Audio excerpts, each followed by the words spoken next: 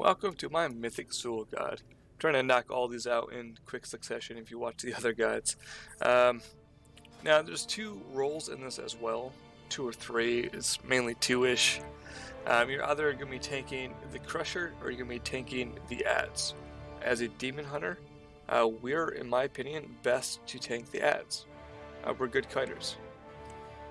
So in the video in the kill, you'll see that I'm on the Krogs, and we let the all-spec DPS who's tanking for us to be on the boss. So for this fight, Abyssal Strike, Fallout, Flame Crash, Fracture, Sigil Chains, Spirit Bomb, and then whatever you want here. I ran Last Resort because I like to get greedy in DPS as much as I can. This allows me to sit into melee and let the dogs hit me longer than I probably should, if you will. So I prefer Last Resort to allow me to do that. Soul Barrier is decent, especially if you need to kite, you pop, you can jump out. Void Reaver I don't really recommend. If you're main tanking, I would still probably run the same lineup. Maybe Soul Barrier instead of Last Resort. Gear wise, again, Azurite, highest item level Azurite gear is what you want. And then the same old traits like Gem Hide, Infernal Armor, Rigid Carapace. And then trinkets, if you need survival, blockades is good. The trinket from Mithrax, which again I don't have, is Veiled Eye. If you want like hybrid trinkets like plumage or gale colors or dice, and then if you want DPS, if you have a high level frenetic, is good for single target. And Dark Moon fathoms as well. So yeah, let's just go take a look at the guide. Alright, so here is Mythic Zul. This fight seems way more complicated than what it actually turns out to be if you do the burn strat. I don't know anybody that doesn't do the burn strat, honestly. So the burn strat is you want to use as many sub-rogues as possible. We have 4. We've done it with 2 just fine with the current gear, but we did 4 for this. So what we're going to do is we're going to keep the Krogs near the boss, and the sub-rogues are going to spam Phantom Knives and then their finisher. And that's all they're going to do, non-stop. And by keeping the Krogs alive and near the ads, or near the boss, basically the sub-rogues get crazy good DPS when we push. The goal is to kill the first Blood Hexer, the first Crusher, so these two here. Then we're going to hard CC the other 2 Hexers the entire time. The second Crusher is going to spawn. We're going to push the boss, and here's the key. You have to push the boss before the second set of double Hexers spawn. If you don't, it's a wipe. Probably. More than likely, like 95%. And then once he pushes, we're going to kill the Crusher and then kill the boss. So basically, the hardest thing about this entire fight is convincing every other DPS not to touch these 4 Krogs. Like, they can AoE not as much as they want. They can AoE later if and only if their AoE will increase their single target DPS. This is a single target DPS fight. This is not an AoE fight at all. So I do not let anybody AoE. These first set of Krogs, minus like the rogues, myself, because I do a lot of AoE damage, and maybe the Frost Mage if he wants to get the slows down so I can kite if I need to. Yes, let's go and see it. So I'm going to pick up the Krogs. I'm going to keep them near the boss. You see my position on it. I'm going to face take these, and let me talk about this debuff though. This debuff has to be on whatever ad you kill. If the debuff is not on that ad, they will resurrect. If that happens to the Crusher, it's a wipe. What happened to us before on the Hexer, and the Hexer has such little HP, we're able to re-kill it and it's fine. But the Crusher, if the Crusher reses, it's a wipe. So you need to make sure you time this.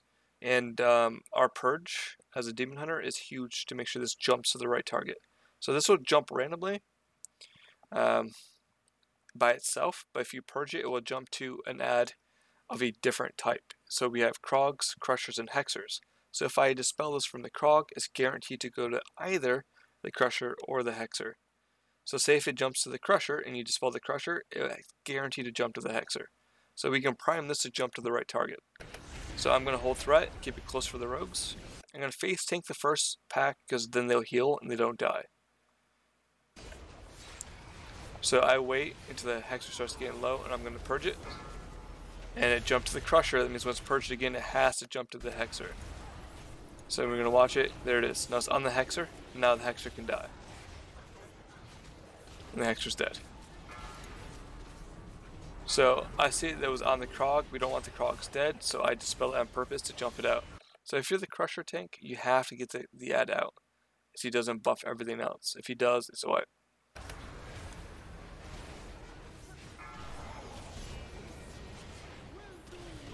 So when the Crusher comes back after the first buff is when you want to kill it.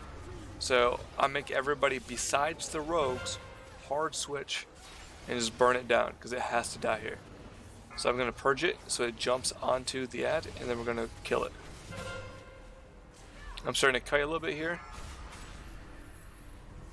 I'm going to do a drive-by and melee, pick up all these ads. As a Demon Hunter, it's really easy for us to pick up these ads. It's actually quite nice, which is one reason why we're really good at it. I've cut in.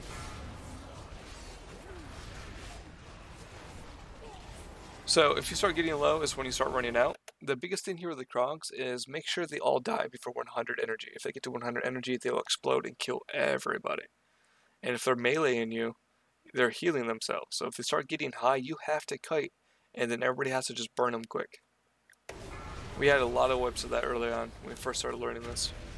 So I'm going to kite around the melee, and if you look here, Hexer spawned, they got CC'd. They stay CC'd the entire time.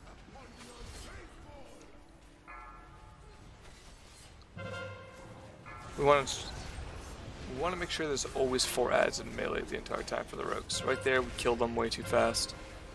The other way you're going to wipe is if you don't soak the circle. If you don't soak it, it's a guaranteed wipe too. So I'm going to pick up all the little ads, get them off the other tanks. I was going to dispel those, but somebody else got them.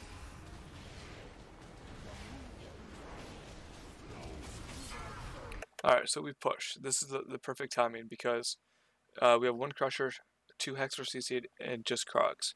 So at this point, I tell everybody to hard switch to the Crusher and burn it, because as soon as that Crusher dies, we get our tank back.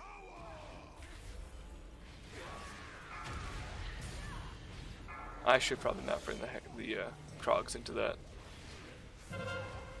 So what I'm doing here is, even though the Hexers are CC'd, they can get the debuff.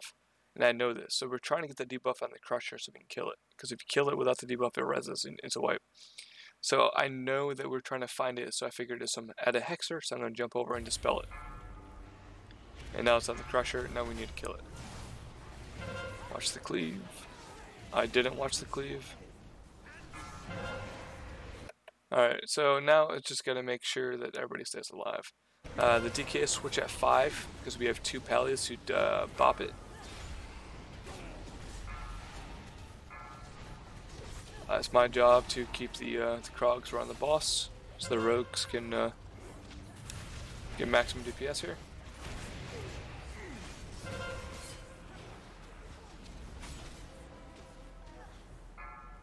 Gotta make sure I don't die. I'm pretty sure I proc LR because I just get greedy after a while. I pulled the Krogs too far away there. It's my fault. This is bad. All these minions of Zul here. That's kind of bad. Zul needs to be facing away from everybody because he does a cleave and puts a dot on people. And if you get hit by it, that's not good.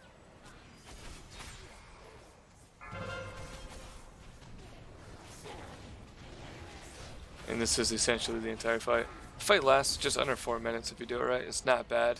We find that as a re-clear boss, this is actually not a bad re-clear boss. So many Krogs out there on the DK. That's my bad for being a bad tank. And this last part can get quite hectic. And that's it. Dead. Another strat I heard is you can have the tank just jump off once he gets 5 stacks, he just jumps off. He'll res back in the middle if you have battle reses, so that we don't put stuff on the ground. I don't like to do that. We didn't need it, so we didn't. But yeah, you just kite and just burn. Yeah, so if you have any questions, please leave them in the comment, and thank you for watching.